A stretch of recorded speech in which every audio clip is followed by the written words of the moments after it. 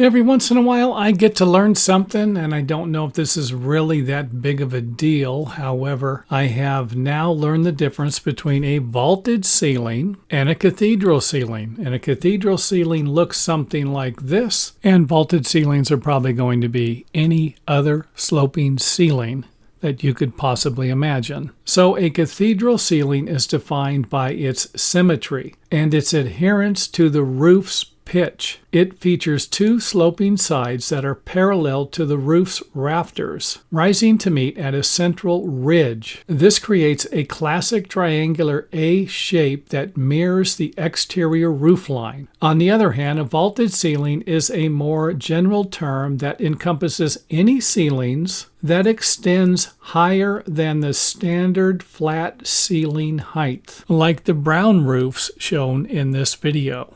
And thanks for watching. If you enjoyed the video, let us know by hitting the thumbs up button or letting us know in the comment area.